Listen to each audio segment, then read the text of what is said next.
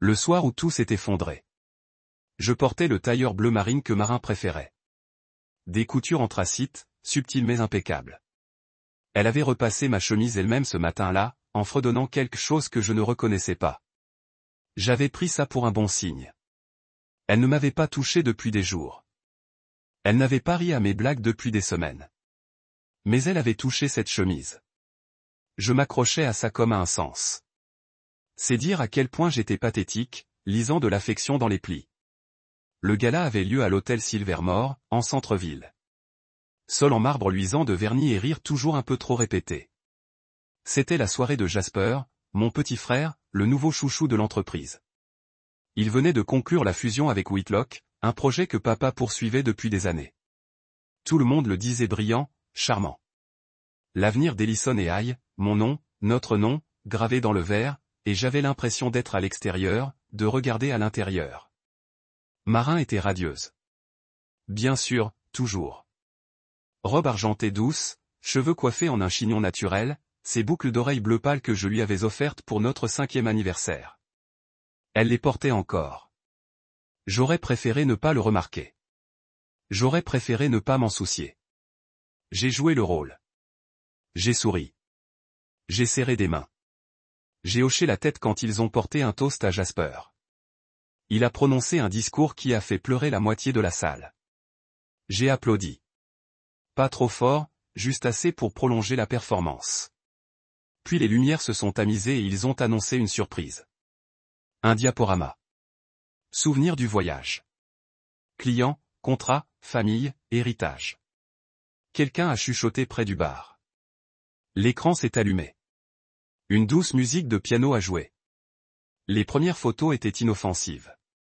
Le jeune Jasper et son large sourire à l'université. Le bureau quand nous n'étions que 4. Papa avec son bras autour de nous, l'air à la fois fier et fatigué. Puis sont venues les photos de vacances, des voyages auxquels je n'avais pas participé. J'ai commencé à le remarquer. Jasper et Marin riant sur un bateau que je n'avais jamais embarqué. Dans un domaine viticole que je n'avais jamais visité. Elle ne buvait jamais de vin. Je me suis souvenu. Elle disait que ça lui donnait des maux de tête. Mais elle était là, faisant tournoyer un verre dans sa main, les joues rouges, penchées vers lui. J'avais l'impression que la vie de quelqu'un d'autre était projetée sur un mur, à la vue de tous. Et puis, elle arriva. La photo qui changea tout. Un coucher de soleil sur la plage, orange et doux. Ma femme se tenait pieds nus dans une robe d'été que je n'avais jamais vue auparavant. Cheveux au vent, visage relevé. Son sourire était doux. Content. Le genre de sourire qu'elle m'adressait à notre première rencontre. Mais ce n'était pas à moi qu'elle souriait. C'était à Jasper. Son bras serré autour de sa taille, son visage penché, ses lèvres pressées contre son front comme si elles lui appartenaient. La pièce devint si silencieuse que j'entendis le tintement d'une flûte de champagne qu'on déposait derrière moi. La musique continuait, une sorte de risée orchestrale qui ressemblait à une moquerie. Ma poitrine se serra, non pas de rage, mais de quelque chose de plus froid, de plus profond, un naufrage qui naquit dans mon estomac et engloutit tout. Je ne bougeais pas au début. Mon regard s'est posé sur Marin une seule fois. Elle était à 1 mètre de moi, figée. Sa bouche s'est légèrement entr'ouverte, comme si elle allait dire quelque chose, mais elle ne l'a pas fait. Peut-être pas. J'ai cru hurler. J'ai cru prendre le micro et gâcher la soirée. Mais au lieu de ça, je suis parti. Je me suis retourné, j'ai dépassé les tables, les visages choqués, les serveurs figés à mi-chemin. Je n'ai pas couru. Je n'ai pas claqué les portes. J'ai juste marché comme si je sortais d'un immeuble en feu avant que quiconque ne réalise qu'il était en feu. Dehors, l'air m'a frappé comme une vague. Cool. Cruel. Honnête. J'ai entendu des pas derrière moi, mais je ne me suis pas retourné.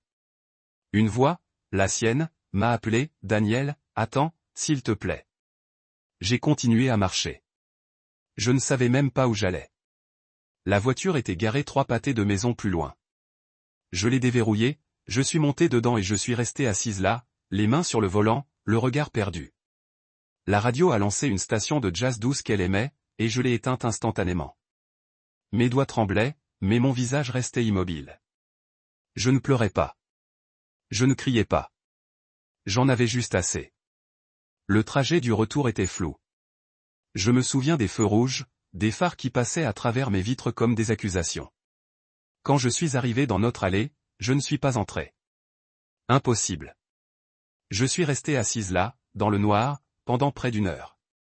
Finalement, je suis allé dans un restaurant à la sortie de la ville, le genre de restaurant qui ne ferme jamais et qui ne pose pas de questions. J'ai commandé un café noir. La serveuse avait les cheveux roses et un piercing à la lèvre. Elle m'a demandé si je voulais de la crème. J'ai refusé. Elle a hoché la tête et est partie comme si j'étais un fantôme nocturne parmi tant d'autres. Peut-être que si. À un moment donné, j'ai envoyé un texto à mon assistante pour lui dire que je ne viendrai pas avant quelques jours. Aucune explication, pas besoin. Je savais que les rumeurs se répandraient bien assez vite. J'ai laissé l'écran de mon téléphone tourner vers le bas. Je ne voulais pas voir son nom s'allumer. Je ne voulais pas entendre les vibrations qui pourraient me faire espérer. Je fixais mon reflet dans la vitre. Yeux fatigués, mâchoire serrée, oh là là. J'avais l'air de quelqu'un qui venait de perdre la vie. Ni une personne, ni un mari. Quand le café fut froid, je repris la route. Ni pour rentrer, ni pour aller à l'hôtel. Je finis par me garer devant l'église où nous nous étions mariés. Je ne sais pas pourquoi. Je pensais peut-être ressentir quelque chose, mais rien. Aucune chaleur, aucun signe divin, juste des briques, du silence et des souvenirs que je voulais brûler. Je levai les yeux vers le clocher et repensai aux vœux que nous avions écrits. Sa voix tremblante, mon sourire idiot. Je me souviens lui avoir promis une vie pleine de rire et de pardon. Mais je n'ai jamais promis de rester après la trahison. Ça ne faisait pas partie du contrat. Au matin, je savais que je ne reviendrais pas. Ni pour des vêtements. Ni pour tourner la page. Je réglerai tout ça plus tard. Avocat, papier, partage des biens. Pour l'instant, j'avais juste besoin d'air, d'espace, de silence. J'ai laissé mon alliance sur le tableau de bord. Je ne l'ai même pas regardé rouler en m'éloignant. J'ai continué, sans rien poursuivre, en laissant tout tomber. C'est étrange ce que fait le corps quand on a le cœur brisé. On ne crie pas. On ne sanglote pas comme le disent les films. On se tait. Trop silencieux. Je me souviens être rentré le lendemain du gala. Si seulement je pouvais encore appeler ça ma maison. Le soleil n'était pas encore levé. La maison avait la même apparence, mais tout à l'intérieur avait changé. Les photos encadrées sur la table d'entrée, les clés accrochées au crochet près de la porte, la légère odeur de l'après-shampoing au jasmin de marin dans le couloir. Plus rien ne semblait réel. C'était comme traverser un décor de théâtre auquel j'avais ma place. Marin n'était pas là, ou si elle y était, elle dormait et faisait semblant de ne pas m'entendre entrer. Je m'en fichais. Je ne suis pas allé dans la chambre. Je suis allé dans la chambre d'amis et je me suis assise par terre, le dos contre le mur, à fixer l'espace vide où un tableau était accroché avant que nous décidions qu'il jurait avec la palette. Cette nuit-là, je n'ai pas pleuré. Je n'ai pas crié. J'ai ouvert mon ordinateur portable et commandé une caméra de surveillance cachée. Je ne sais même pas pourquoi. C'était peut-être la partie de moi qui avait encore besoin de preuves. Pas seulement pour le tribunal, les archives ou pour toute autre raison pratique.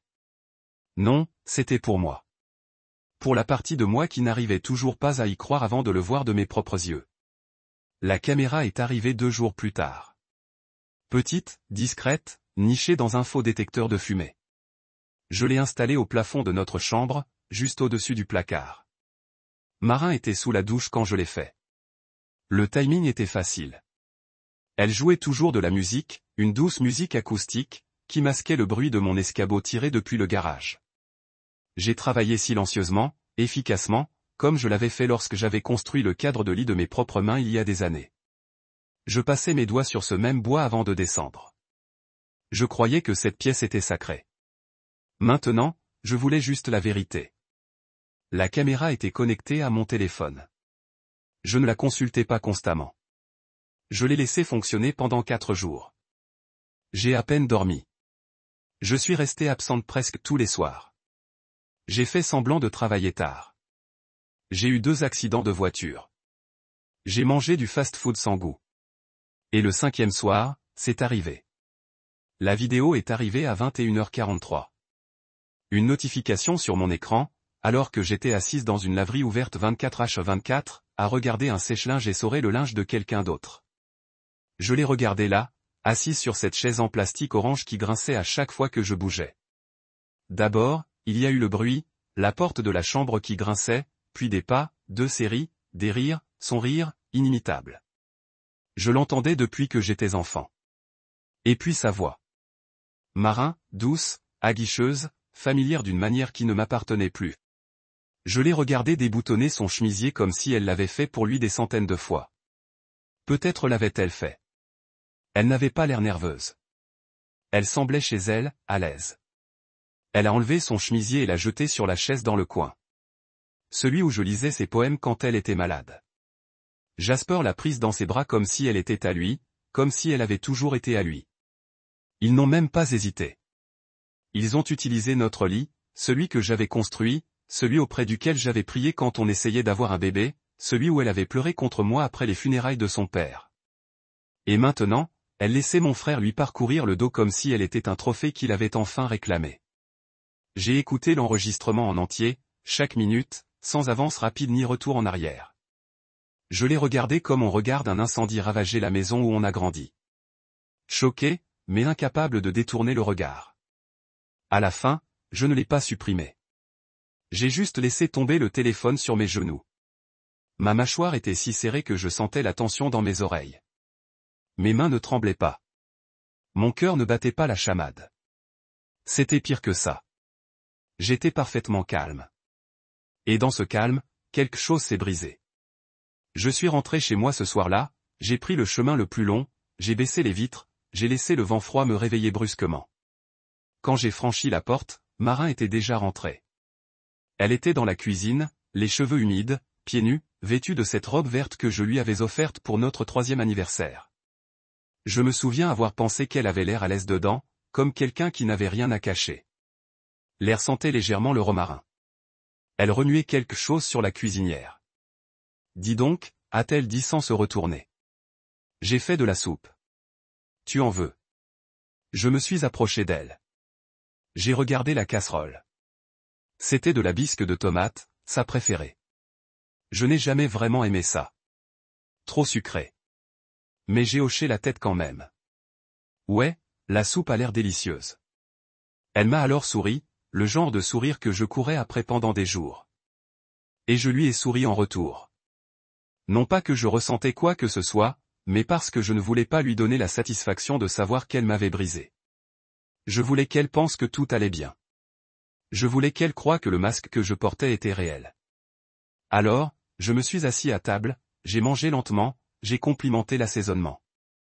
Elle a semblé soulagée. À un moment, elle a tendu la main par-dessus la table, m'a touché, et je n'ai pas bronché. Le lendemain matin, j'ai appelé mon avocat. Il s'appelait Lionel Dick. À l'ancienne, sans chichi, et avec une approche chirurgicale. Je lui ai envoyé la vidéo. Je me souviens du silence dans sa voix après l'avoir visionnée. Veux-tu porter plainte, a-t-il demandé. J'ai dit, non.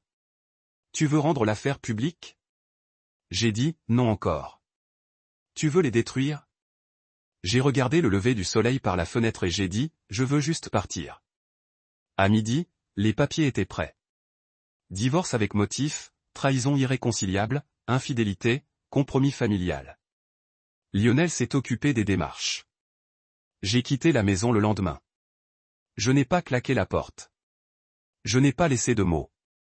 J'ai pris mes vêtements, ma guitare et l'exemplaire de Live of Grace que Marin n'a jamais touché, mais qu'il a toujours prétendu aimer. Je n'ai pas pris l'album de mariage, ni l'écrin à bagues, ni rien qu'elle aurait pu utiliser pour me rassurer. Et je ne lui ai jamais dit que je savais. Pas une seule fois. Pas en face.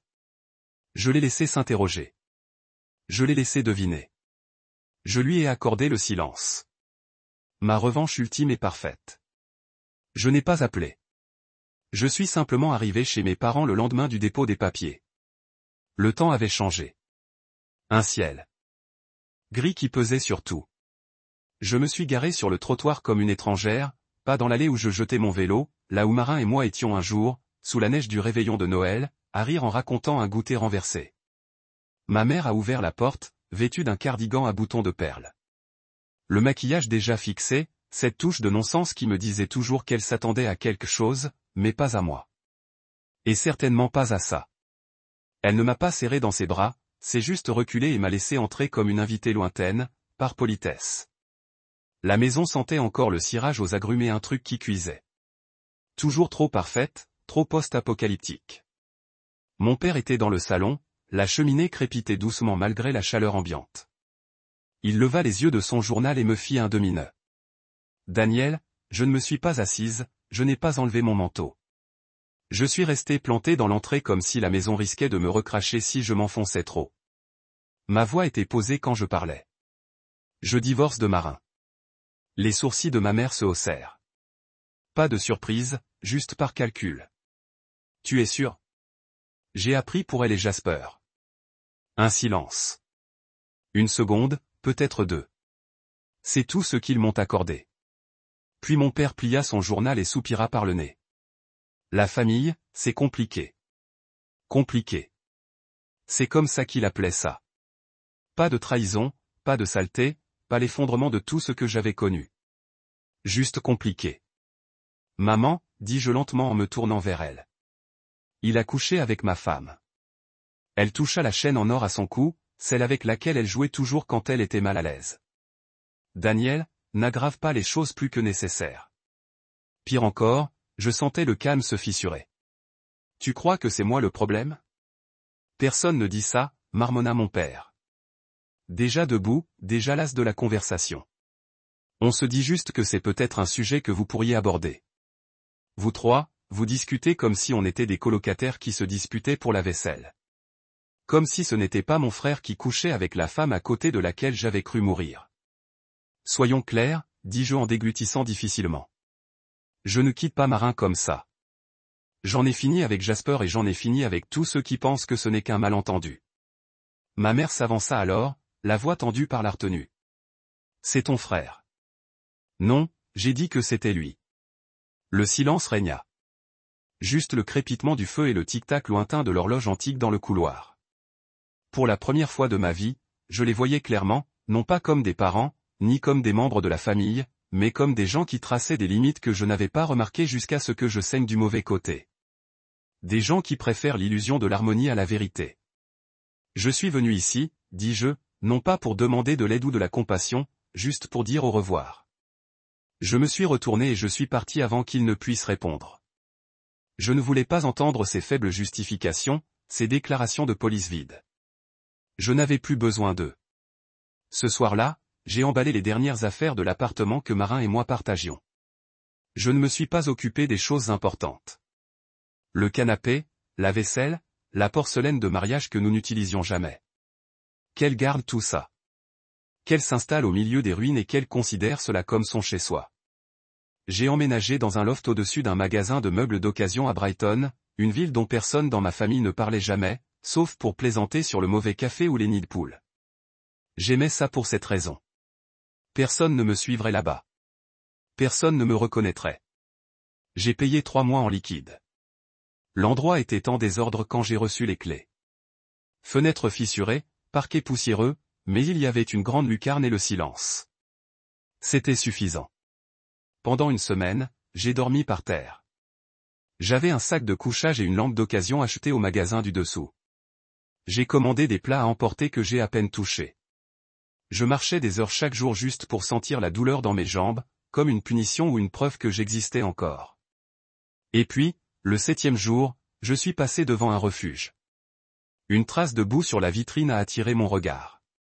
De grandes oreilles, un poil dur, des yeux remplis de cette même fatigue que je voyais dans le miroir. Je suis entré, j'ai rempli le formulaire et je suis ressorti avec lui attaché à une laisse rouge effilochée. On m'a dit qu'il s'appelait Buckley. Je l'ai rebaptisé Chance parce que c'est ce que je me donnais. Une chance de prendre un nouveau départ. Une chance de vivre sans faire semblant. Une chance de respirer sans me demander quelle partie de ma vie quelqu'un d'autre utilisait dans mon dos. La première nuit, Chance s'est endormi blotti contre moi comme s'il avait toujours été là. Sans jugement, sans question, juste une compagnie tranquille. J'ai acheté un bureau la semaine suivante. Rien de spécial, juste une surface plane et des pieds solides. Je l'ai placé près de la lucarne.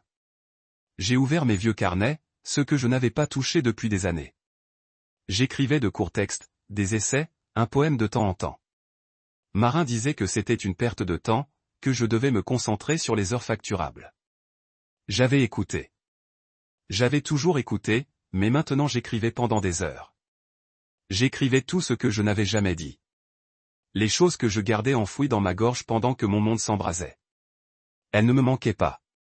Mes parents, mon frère, pas vraiment. L'idée de ce qu'elles auraient pu être me manquait.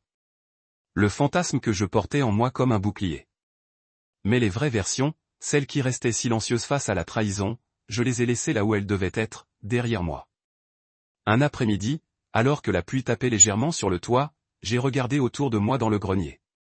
Mur nu, sol rayé, ronflement fortuit sur une serviette pliée, et j'ai ressenti quelque chose que je n'avais pas ressenti depuis des mois. Le calme, pas le bonheur, pas la joie, mais une immobilité nette et précise qui ressemblait à de la clarté. Comme un nouveau départ, non pas parce que j'y étais obligé, mais parce que je le pouvais. L'enveloppe est arrivée 3 semaines après que j'ai bloqué le dernier de leurs numéros. Pas d'adresse de retour, pas d'avertissement, juste du papier cartonné crème épais et une écriture élégante qui ne pouvait appartenir à personne d'autre qu'à ma mère. Elle a toujours pensé que la présentation adoucissait la vérité.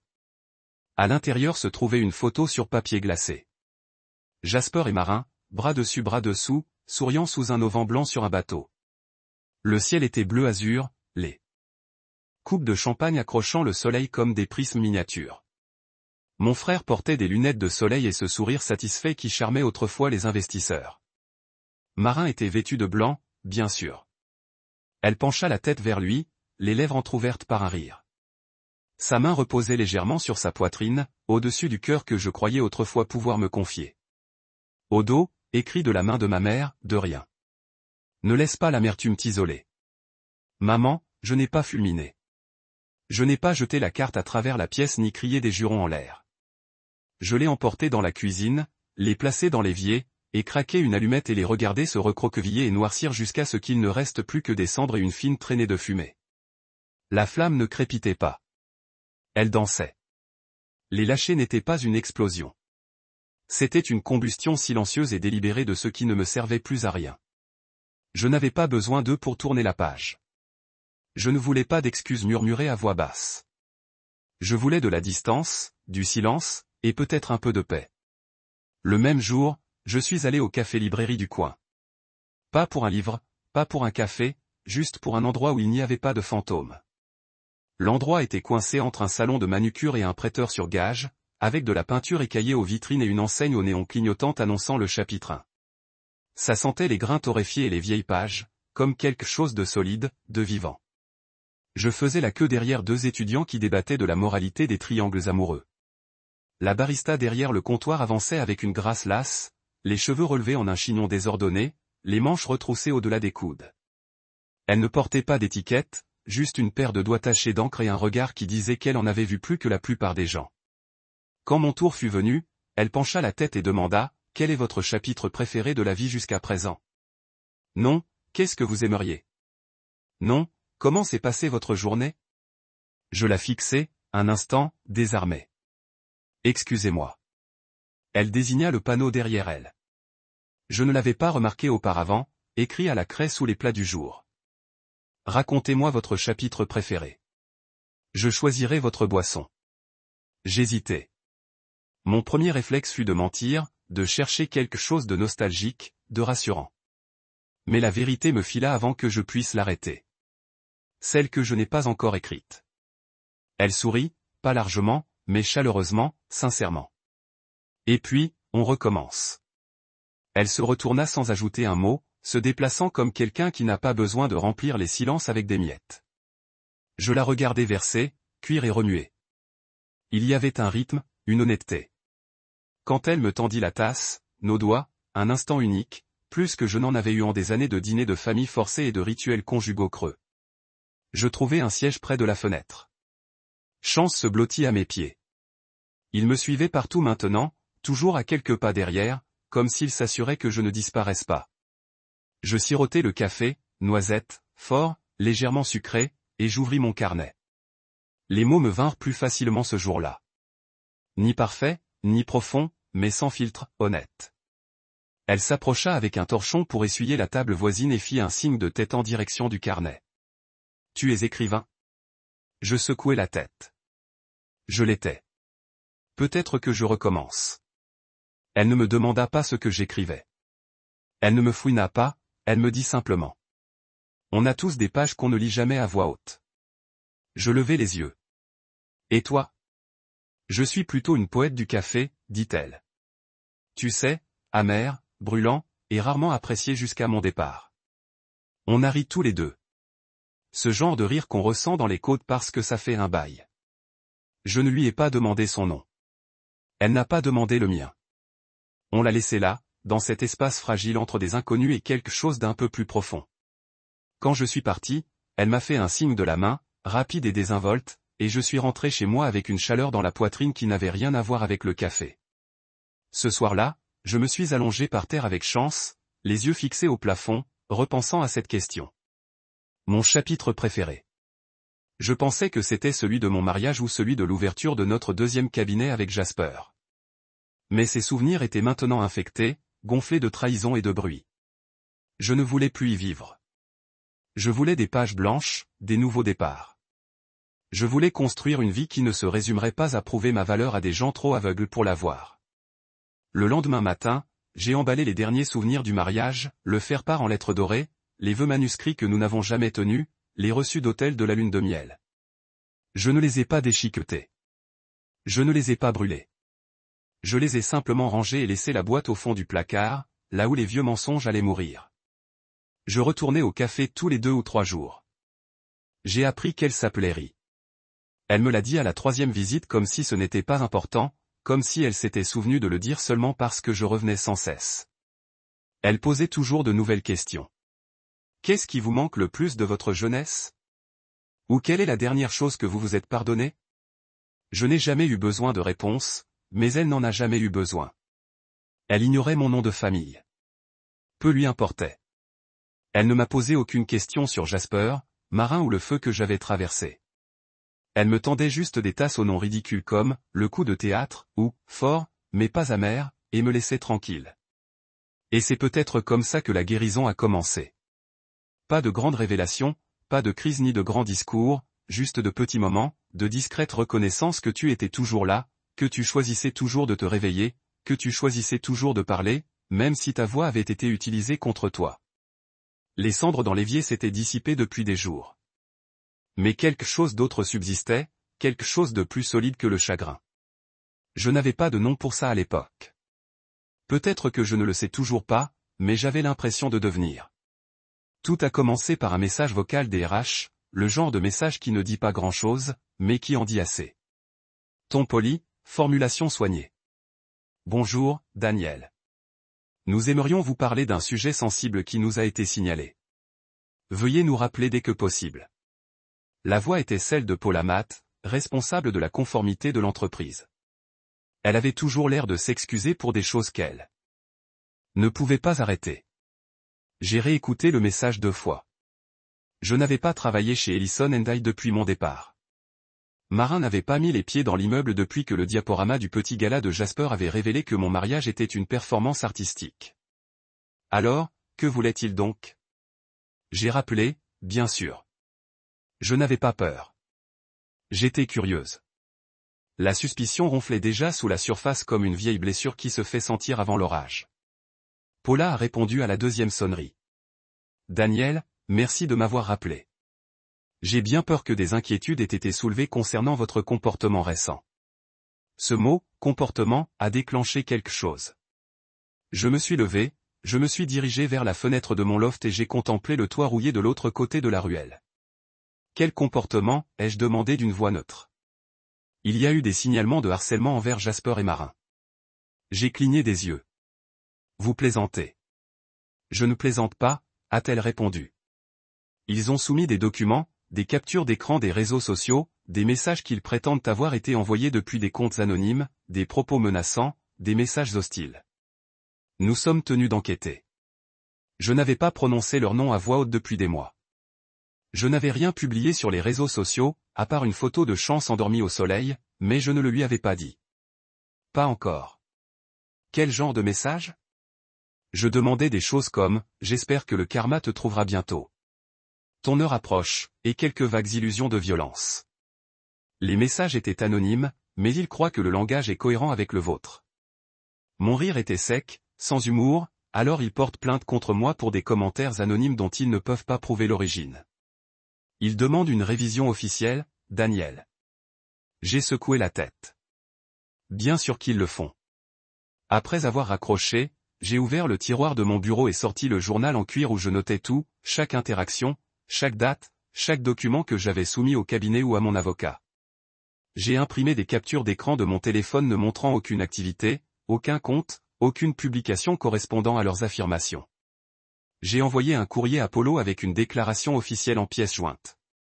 Je n'ai pas parlé, publié ou interagi avec l'une ou l'autre des parties depuis le début de ma procédure de divorce. Ce sont des représailles, pures et simples.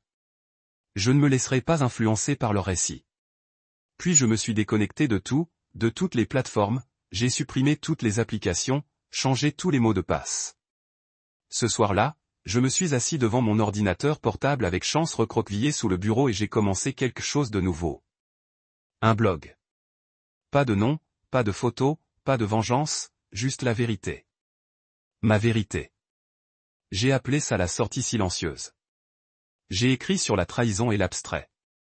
Sur la façon dont le silence pouvait être instrumentalisé, sur le fait de recommencer quand on ne se sentait plus à l'aise.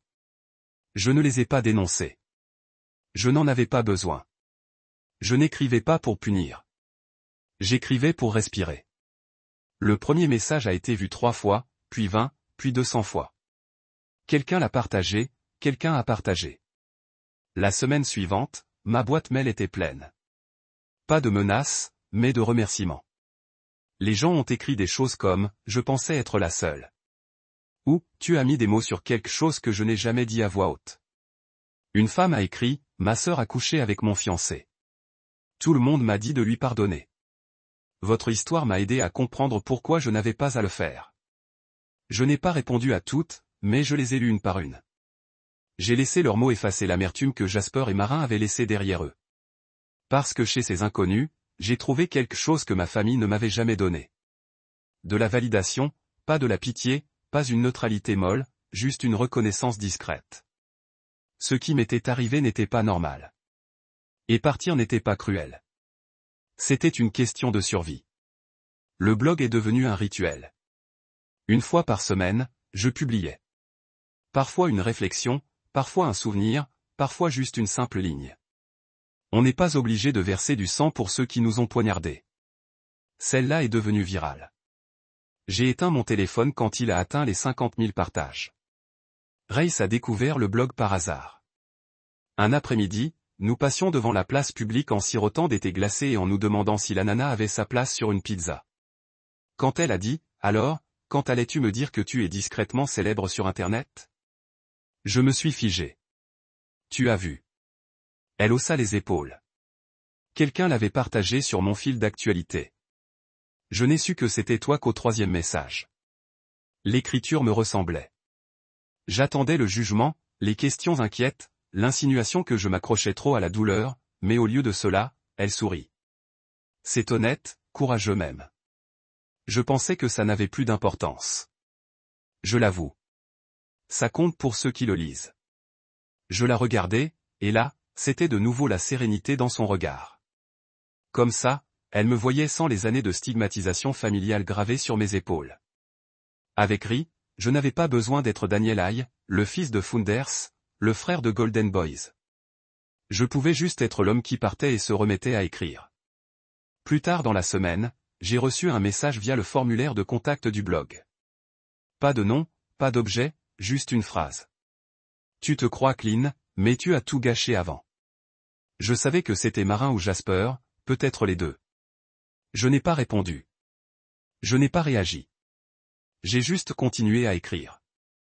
Et pour la première fois de ma vie, mon nom ne me semblait plus devoir être défendu. Je n'étais plus leur version de moi-même. Je n'étais plus l'homme qu'on attendait de lui pour sourire au dîner de famille tandis que la trahison fleurissait à côté de lui. Ils pouvaient déformer leur récit, porter de fausses accusations, inventer du harcèlement, mais je détenais la vérité et le monde entier commençait à m'écouter. Tout a commencé par un bip, un petit son inoffensif provenant de l'application bancaire que je n'utilisais presque plus. Le compte partagé, laissé ouvert par une croyance absurde que la civilité survivrait au divorce, ne m'était même pas venu à l'esprit. Nous avions convenu dès le début qu'il bloquerait toutes les transactions communes restantes jusqu'à ce que tout soit finalisé. Le solde était resté inchangé pendant des semaines. Il s'agissait d'un peu moins de 20 000 $ provenant des déclarations d'impôts, des économies restantes, des détails en suspens attendant le sceau légal de clôture. Je n'y avais pas touché. Elle non plus, jusqu'à ce qu'elle le fasse. 19 700 $. Parti d'un seul coup. Un seul retrait net au nom de Marin JH. J'ai fixé l'écran pendant une minute entière. Le numéro était gravé en lettres lumineuses. Rouge comme une flamme au visage. Mon pouce planait au-dessus du téléphone, comme s'il attendait de mon instinct qu'il me guide, l'appelle, me mette en colère contre elle, exige une réponse. Mais rien ne vint. Ni fureur, ni cri, juste la clarté d'une décision définitive. Elle continuait à prendre, même maintenant. Même après tout ce qui avait été dit, vu, classé et terminé, je ne l'ai pas appelé. Je n'ai pas envoyé de SMS. J'ai fermé l'application et posé l'écran du téléphone sur le comptoir comme s'il irradiait de chaleur. Au lieu de cela, j'ai appelé Lionel, mon avocat. La ligne a cliqué 3 fois avant que sa voix rauque ne réponde. Elle a touché le compte joint, j'ai dit simplement. Combien? Tout. Il y a eu un long soupir. Je t'avais prévenu de geler. Je sais. Je déposerai une requête en divorce avec préjudice dès demain matin. Fini les petits jeux. Fini les politesses. Bien. Et voilà. Quand j'ai raccroché, Chance est entré du coin de l'œil, s'étirant comme s'il avait écouté. Il s'est assis à côté de moi. Je me suis scruté le visage. Je lui ai fait un signe de tête. L'un de ces petites reconnaissances humaines que nous étions encore debout, toujours en tout ensemble. Plus tard dans la journée, j'ai emballé un dîner simple dans un sac en papier, 2 sandwichs, un thermos de thé au gingembre, un sac de ces piqûres de mélange de sentier trop cher que Riz a aimé. Je lui ai envoyé un texto, pour une promenade.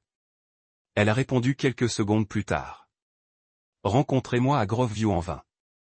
J'avais besoin d'un mouvement aérien, quelque chose d'honnête. Le sentier Groveview était calme à 7 heures. Les arbres hauts et doux à leur âge, leurs feuilles chuchotant dans le vent comme une chanson pour les briser. Le gravier grimpait sous nos pieds alors que nous entrions dans l'évier, ne disant rien pour le premier mile. Ri tenait le thermos sans serrer dans sa main, son autre bras brossant le mien maintenant, puis doué à la terre. Lorsque nous nous sommes finalement assis sur le banc au sommet de l'Overlook, la ville s'est répandue en dessous de nous comme un souvenir que je n'avais pas encore vécu. J'ai expiré, elle a vidé le compte, dis-je. Race cligna des yeux une fois lent. Tout cela. Tout sauf 300. Je suppose qu'elle pensait c'était généreux. Elle n'a pas maudit, n'a pas halté. Elle a juste regardé les arbres pendant un moment, sirotant du thé. Après un moment, j'ai dit, je pensais que je serais plus en colère. Et vous n'êtes pas. Oh, je le suis, dis-je. Mais c'est plus silencieux maintenant. Comme quelque chose en moi, cassé juste assez pour arrêter de se soucier de la façon dont elle se retrouve. Rhys se pencha en arrière, ses cheveux attrapant le vent. Bon. Ce mot m'a surpris. Bon. Elle s'est tournée vers moi. Ouais, parce que cela signifie que tu es toujours en vie. Les gens pensent que la colère est la faiblesse ou la régression, mais ce n'est pas le cas. C'est votre corps qui vous dit qu'il se souvient de la façon de se battre. C'est la preuve que vous n'êtes pas devenu engourdi. Je l'ai regardée alors, j'ai vraiment regardé. Elle n'a pas clignoté. Je ne l'ai pas adoucie. Elle a juste laissé la vérité pendre en l'air. Tu n'es pas amère, a-t-elle ajouté. Vous guérissez. L'amertume tient le couteau. La guérison est de savoir où cela vous a coupé. J'ai ri malgré tout. Vous parlez toujours comme si vous aviez un thérapeute vivant dans votre crâne. Elle sourit. Je l'ai fait brièvement. Il était horrible, mais j'ai appris quelque chose. Nous avons partagé les sandwichs en silence, en regardant la poussière se glisser dans le ciel dans des vagues de violet lentes.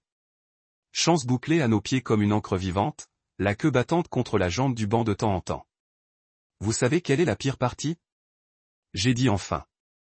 Quoi? Elle dépensera probablement cet argent pour quelque chose de stupide. Chaussures de créateur, une retraite de spa de week-end avec Jasper, ou pire, quelque chose de performatif. Une retraite de guérison en Tulum. Et puis elle publiera sur la croissance de soi tout en volant de l'homme qu'elle a vidé, Ri n'a pas tressailli. Et rien de tout cela n'est plus votre problème. Je sais, j'ai marmonné, mais ça vit toujours en moi. Cette envie de me justifier à prouver à quelqu'un, n'importe qui, que je ne méritais pas cela. Ri tendit la main et toucha ma main. Pas de façon dramatique, pas romantiquement, juste l'encre. Vous ne devez à personne d'expliquer la trahison survivante. Elle a dit, tu es parti avec votre intégrité. Ils passeront le reste de leur vie à essayer de se convaincre qui compte moins que ce qu'ils ont pris. Cette ligne, ce qu'ils ont pris, je me suis assis avec moi longtemps après la fin de la promenade. Cette nuit-là, de retour au grenier, je me suis douché avec l'eau plus chaude que d'habitude. Pour ne pas nettoyer quoi que ce soit physique, mais pour me rappeler que je pouvais choisir le confort. Le sol. Vous êtes autorisé à continuer à marcher. Cela a commencé avec une lettre boursée par la poste dans l'écriture de mon père. Pas dactylographiée, pas une enveloppe juridique froide, une vraie lettre comme nous l'avons envoyée au camp d'été lorsque nous étions des garçons et des téléphones n'étaient pas encore des lignes de vie. Je l'ai trouvée à ma porte un matin, je l'ai vue entre un paquet de nouvelles stylos et le courrier indésirable habituel. Ma première pensée n'était pas de l'espoir. Dépliant la feuille unique à l'intérieur. Frère ne va pas bien.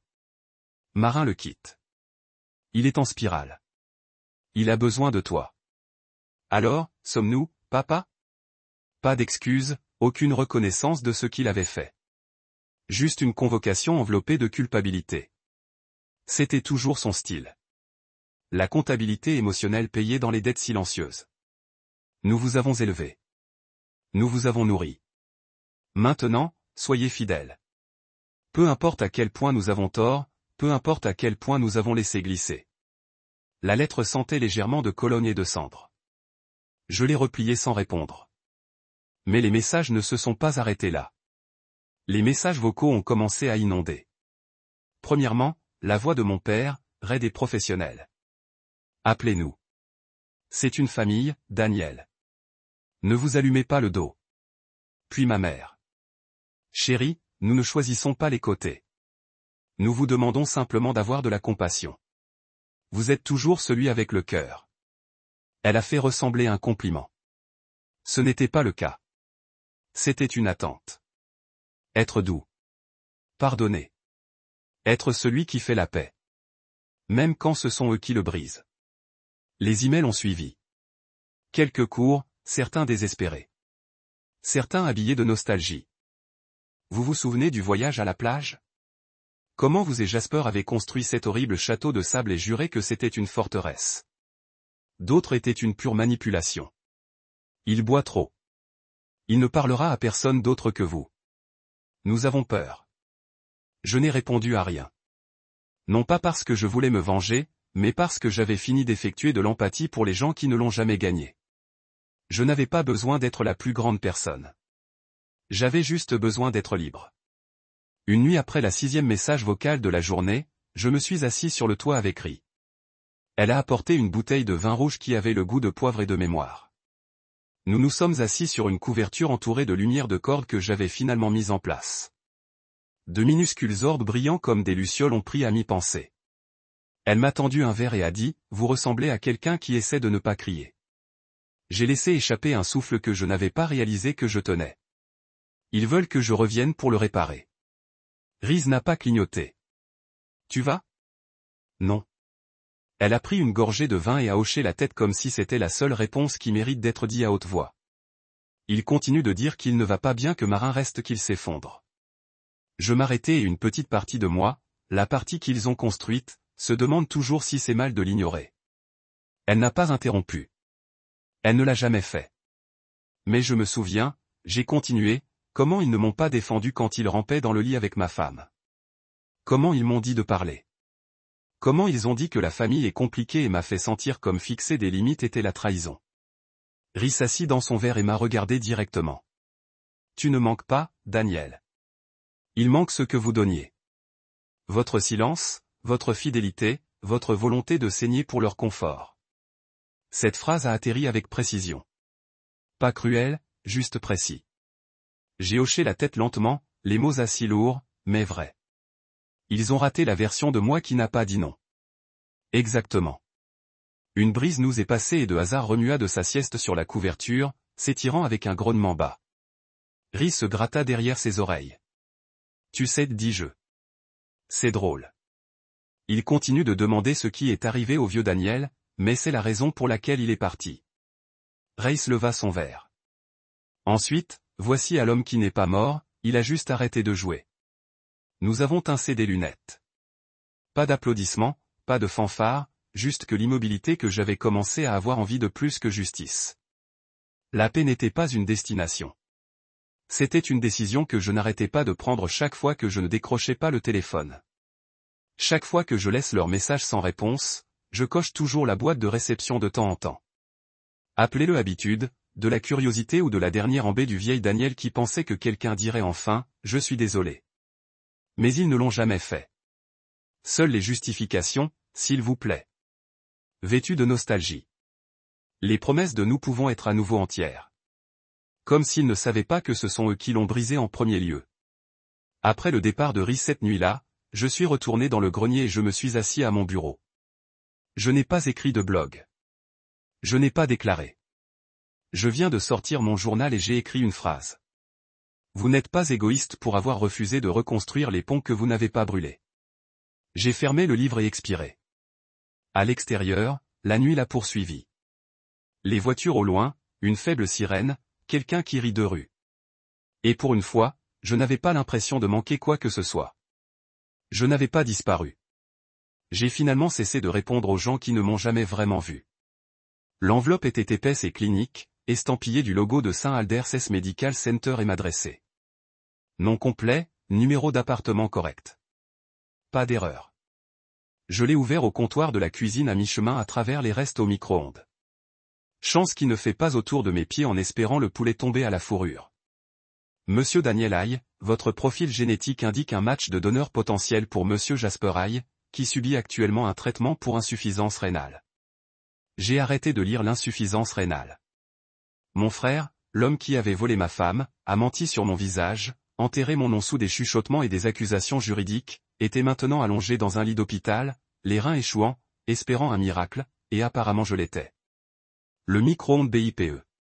Je n'ai pas bougé, je regardais simplement les mots comme s'ils provenaient d'une pièce pour laquelle je n'ai pas auditionné. J'ai tourné la page.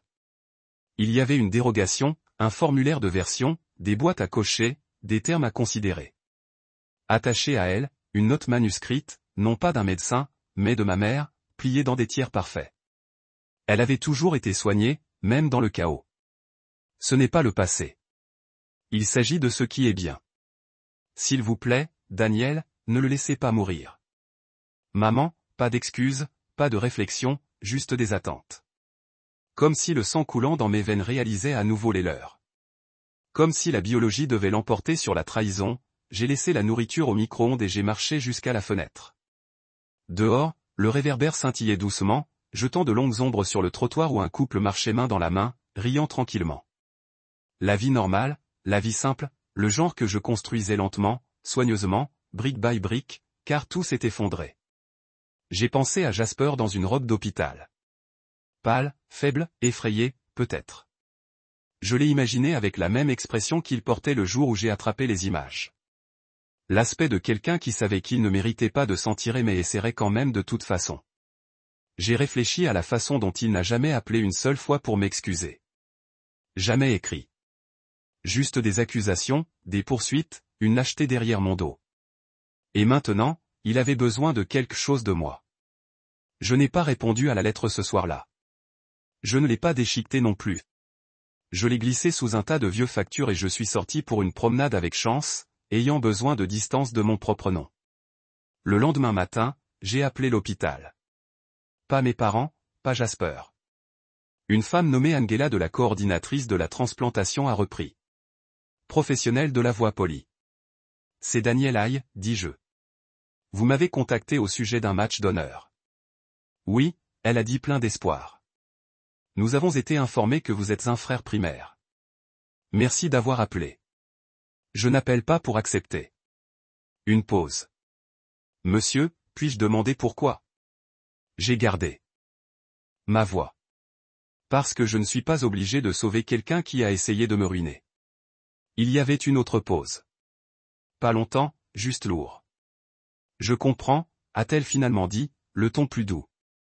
Nous avons juste demandé que vous ayez signé le formulaire de refus officiellement. Je vais le faire en personne, dis-je. Je le veux sur disque.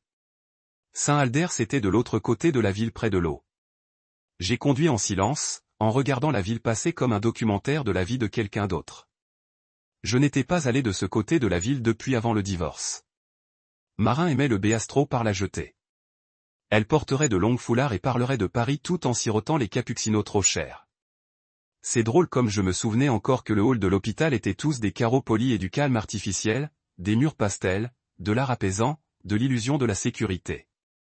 Angela m'a rencontré près de la réception tenant un presse-papier. Si vous êtes sûr, elle a commencé. Je suis sûr. Elle m'a conduit dans une pièce latérale. Privée, calme.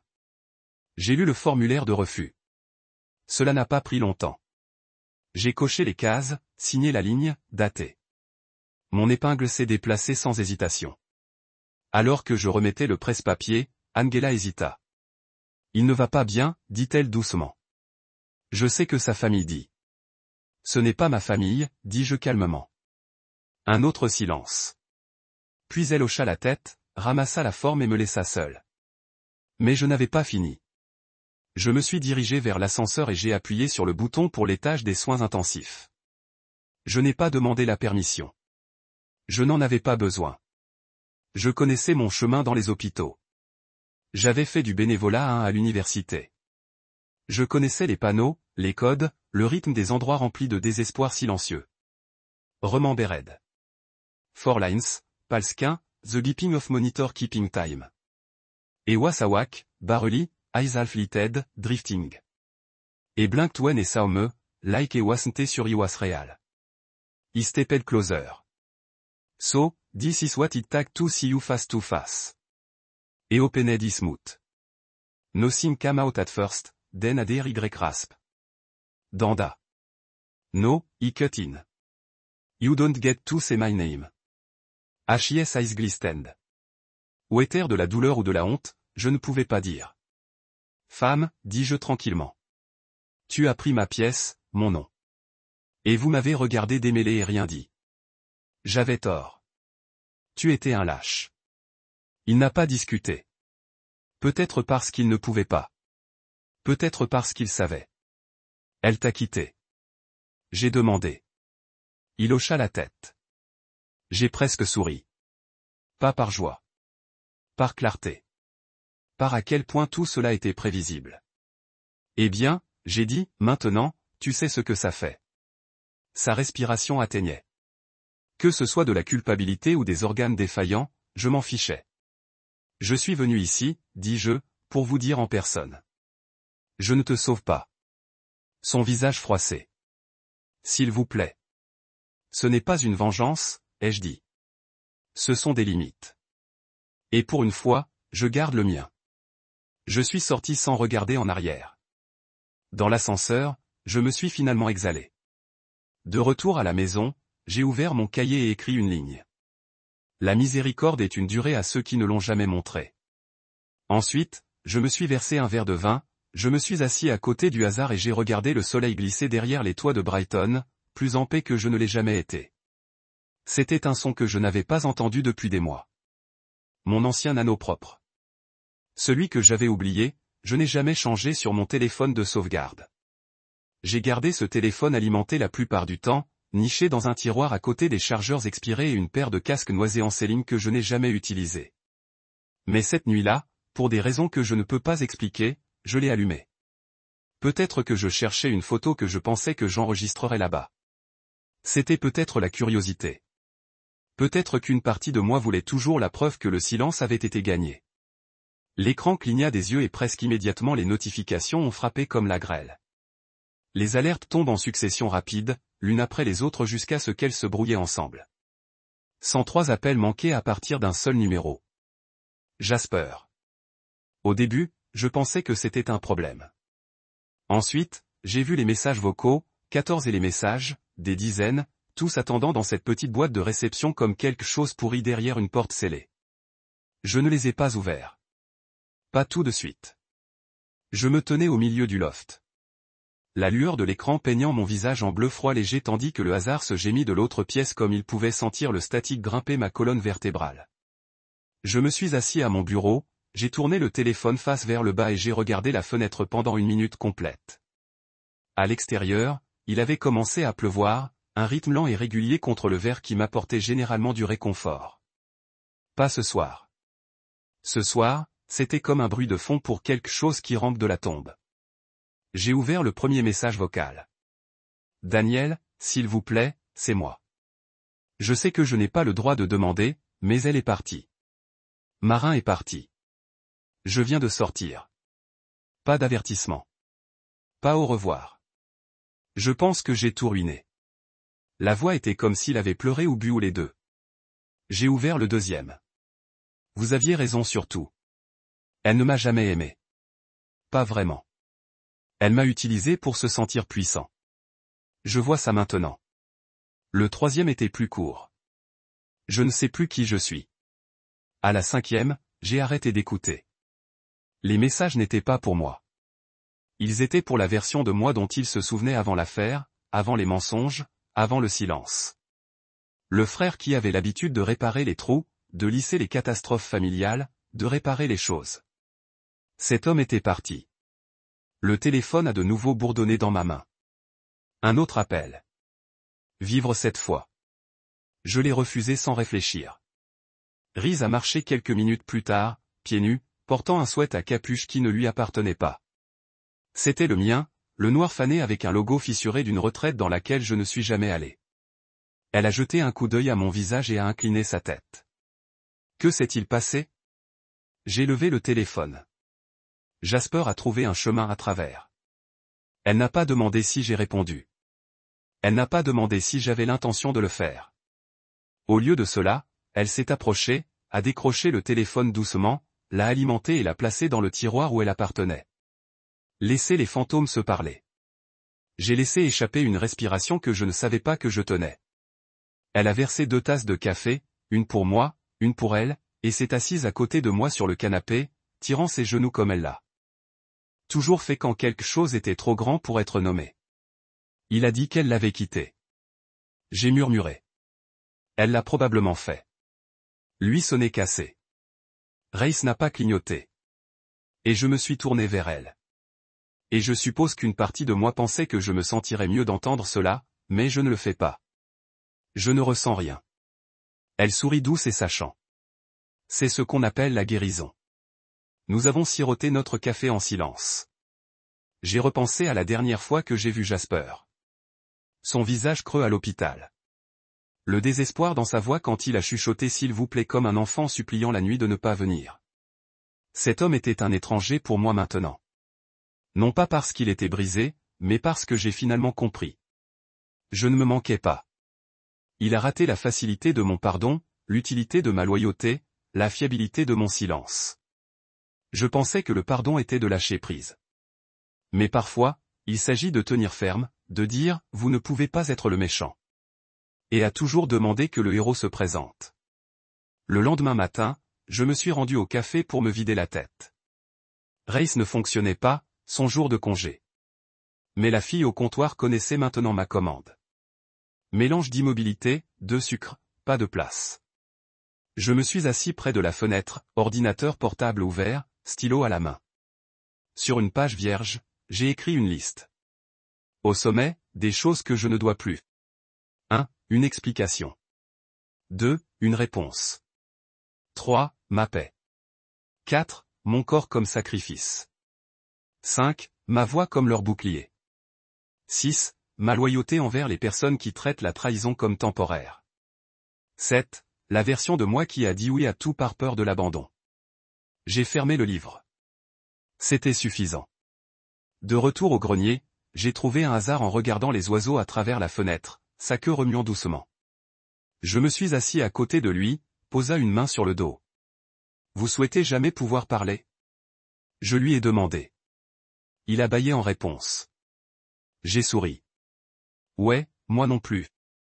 Plus tard dans la soirée, j'ai supprimé chaque messagerie vocale sans écouter le reste. Je ne l'ai pas fait avec colère. Je l'ai fait en relief.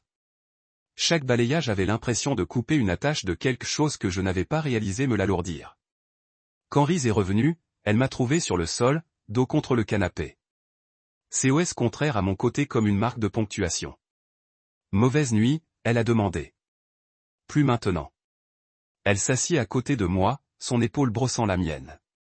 Tu es sûr? J'ai hoché la tête. Ouais, je pense que j'ai finalement fini de répondre aux appels destinés à l'homme que j'étais. Elle pencha la tête sur mon épaule.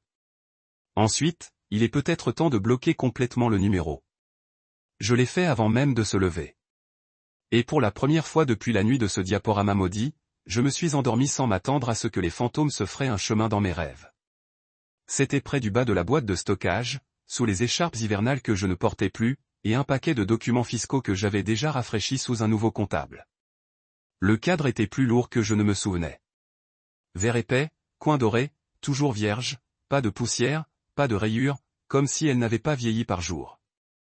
Même si le mariage qu'il a célébré s'était déjà transformé en pourriture en mémoire, je n'ai pas ouvert le cadre. Je n'en avais pas besoin. Je connaissais la photo à l'intérieur cœur. Notre jour de mariage. Marin dans sa robe en dentelle, le visage se tourna vers le soleil, le vent attrapant son voile de la bonne manière. Moi dans un costume de marine sur mesure, la tenant prêt, souriant comme un homme qui croyait qu'il avait trouvé à la maison. Ce n'était pas de la rage que je ressentais en le regardant. Pas même la tristesse, juste la distance. Comme si je regardais complètement la vie de quelqu'un d'autre, un personnage que j'avais joué une fois dans une histoire que je ne voulais plus finir. Je n'ai pas cassé le cadre, je ne l'ai pas jeté. Cela aurait rendu à nouveau une sensation importante, et ce n'était pas le cas. C'était juste une chose, une relique. Et les reliques appartiennent au passé, pas aux gens qui essaient d'aller de l'avant. Donc, je l'ai glissé dans la boîte, je l'ai transporté dans la voiture et j'ai conduit à la bonne volonté. Le gars derrière le comptoir n'a même pas regardé 2 fois lorsque je l'ai déposé. Je l'ai simplement pris, le tagué et le placé dans un bac plein de trophées oubliés et de tasses de nouveautés. Je ne me sentais pas plus léger. Pas exactement, mais quelque chose a changé, comme lâcher prise du cadre se desserrer tout ce qui avait été laissé s'accrocher à moi. Ce soir-là, j'ai ramassé quelques produits d'épicerie. Grappes, pain au romarin, quelques figures que Riz a aimées, même si elle a toujours insisté pour qu'elle détestait la nourriture prétentieuse. Ensuite, je me suis arrêté à la quincaillerie et j'ai acheté une chaîne de lumière de fée sur l'impulsion, le type avec des ampoules et des fils chauds qui se penchent autour des branches d'arbres ou des balustrades de porche. Quand je suis revenu au grenier, Riz était déjà là, pieds nus et assis les jambes croisées sur la couverture que nous avions jetée sur le toit. Elle leva les yeux de son livre en émergeant, son visage s'adoucissant de cette façon que cela ne faisait que lorsqu'elle n'était pas gardée. Pas de maquillage, pas de petites conversations, juste des yeux qui ne m'ont pas demandé d'être tout sauf entier. J'ai tenu les lumières comme un prix. Nous devenons ringards ce soir. Elle sourit. À peu près le temps. Je pensais que j'allais devoir organiser une intervention. Nous les avons suspendus le long de la balustrade de balcon, puis autour du petit arbre en pot qu'elle avait insisté pour traîner le mois dernier. Lorsque nous les avons branchés, la lumière a trempé le toit en or, doux, chaleureux, imparfait, comme l'intérieur d'un livre d'histoire que personne ne se souciait de modifier. Nous avons mangé sur la couverture, juste du pain et des fruits, et 2 verres de vin qui ne correspondaient pas parce qu'aucun de nous ne se souciait suffisamment d'acheter des ensembles appropriés. Le hasard gisait entre nous comme un chaperon satisfait, poussant parfois un raisin avec son nez, confus pourquoi ce n'était pas de la viande. Pas d'occasion, pas d'anniversaire, juste de l'immobilité. À un moment donné, Ri a levé son verre et a dit de vous choisir. J'ai tincé le mien contre le sien et j'ai chuchoté pour ne jamais supplier quelqu'un de revoir ma valeur. Nous n'avons pas toast fort. Nous n'en avions pas besoin. Certaines vérités ne nécessitent pas de scène. Les étoiles au-dessus de Breitardon n'étaient pas brillantes comme la campagne, mais elles se sont quand même montrées, faibles, dispersées, comme. Elles essayaient. Je me penchai sur mes coudes et regardai les yeux. C'est étrange, dis-je, à quel point tout cela c'est silencieux. Après le bruit, la guerre, le brûlage, c'est ce à quoi il se résumait. Rhys tira ses genoux et enroula ses bras autour d'eux. L'immobilité est sous-estimée. Tout le monde veut des feux d'artifice. Mais parfois, la paix n'a plus besoin de se préparer. Je me suis tourné vers elle. Pensez-vous que j'aurais dû le brûler? Le cadre photo. Elle secoua la tête. Non. Le donner est plus fort. Il dit, cela ne me doit plus. C'est un vrai pouvoir. Je n'ai rien dit pendant un certain temps. J'ai juste laissé cette idée s'installer. J'avais passé si longtemps à réagir, à défendre, à expliquer, à reconstruire, à essayer de récupérer mon nom à partir de la bouche de personnes qui ne méritaient jamais de le dire. Cela a continué à bouger. Vous ne m'avez jamais dit ce que vous feriez s'ils appelaient à nouveau. Si Jasper ou vos parents se présentaient à votre porte, je les regardais, pas froidement. Pas avec douleur. Juste au niveau. Ils ne le feront pas. Mais s'ils le faisaient, je pensais une seconde, je ne l'ouvrirai pas. Elle sourit. Bien. Pas parce que je suis en colère, j'ai ajouté, mais parce qu'ils ne devaient pas accès à qui je suis maintenant, elle se pencha, posant la tête légèrement sur mon épaule. Exactement. À l'intérieur, je prenais la dernière photo du mur. J'ai accroché une photo que Rhys a pris. Plus de messages sur mon formulaire de contact du blog. Ce n'était pas de Marin ou Jasper. C'était de quelqu'un d'anonyme. Tout ce qu'il a dit était, comment saviez-vous quand c'était finalement fini? J'ai regardé la question pendant longtemps, puis j'ai tapé, c'est fini lorsque vous ne ressentez plus le besoin de vérifier si cela aurait pu être différent. Et je ne ressentais plus le besoin. Ne pas le réparer, ne pas le revisiter, ne pas attendre par le téléphone, pas pour garder un seul morceau de ce qui m'a trahi, même s'il portait un visage familier.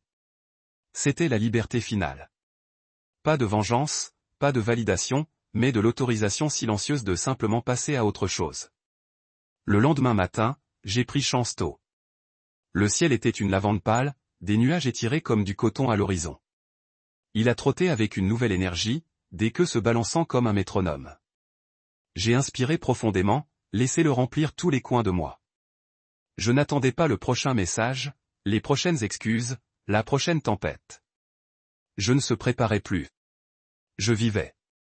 Et personne d'autre ne tenait le stylo.